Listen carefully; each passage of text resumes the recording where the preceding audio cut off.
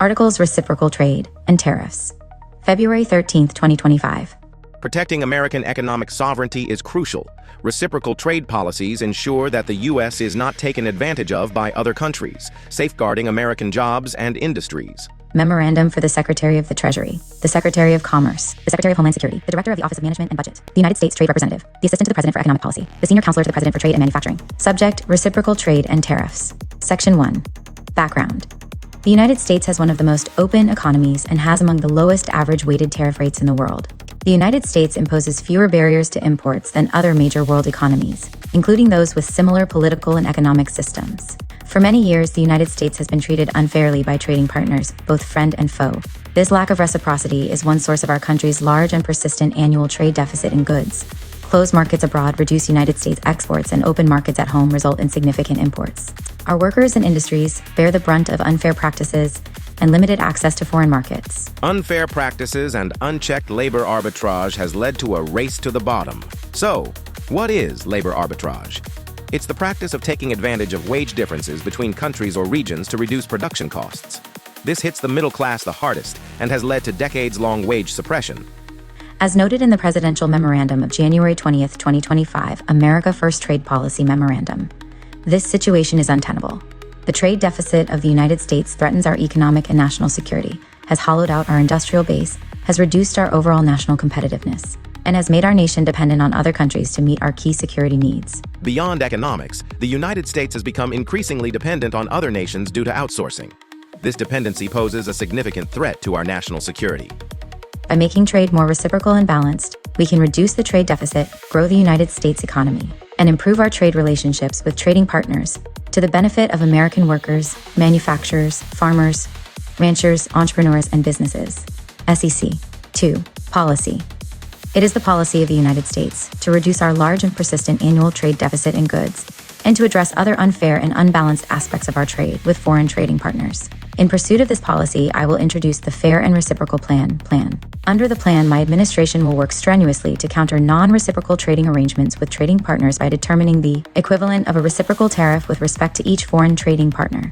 This approach will be of comprehensive scope, examining non-reciprocal trade relationships with all United States trading partners, including any A. Tariffs imposed on United States products, B. Unfair, discriminatory, or extraterritorial taxes imposed by our trading partners on United States businesses, workers, and consumers, including a value-added tax, C. Cost to United States businesses, workers, and consumers arising from non-tariff barriers or measures and unfair or harmful acts, policies, or practices, including subsidies, and burdensome regulatory requirements on United States businesses operating in other countries. D. Policies and practices that cause exchange rates to deviate from their market value, to the detriment of Americans, wage suppression, and other mercantilist policies that make United States businesses and workers less competitive. And E. Any other practice that, in the judgment of the United States Trade Representative, in consultation with the Secretary of the Treasury, the Secretary of Commerce, and the Senior Counselor to the President for Trade and Manufacturing, imposes any unfair limitation on market access or any structural impediment to fair competition with the market economy of the United States.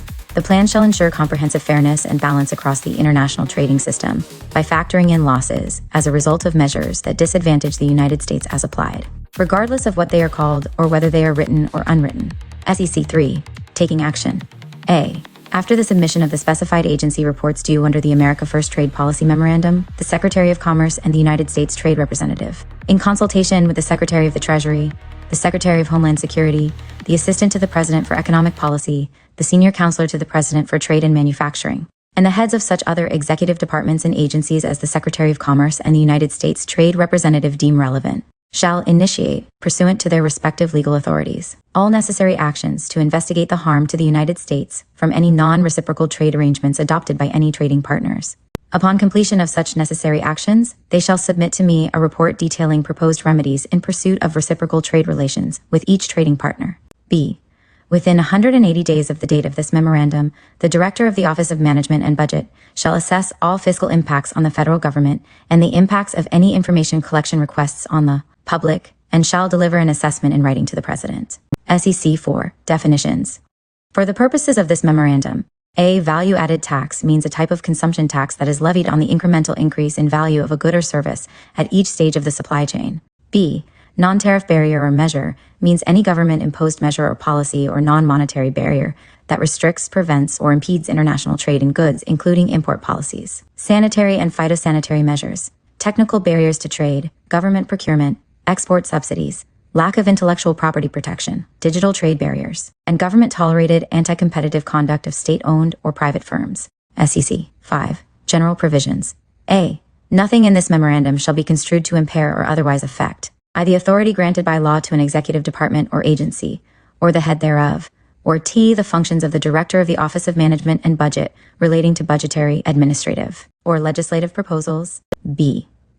This memorandum shall be implemented consistent with applicable law and subject to the availability of appropriations. C. This memorandum is not intended to, and does not, create any right or benefit, substantive or procedural, enforceable at law or in equity by any party against the United States, its departments, agencies, or entities, its officers, employees, or agents, or any other person. D.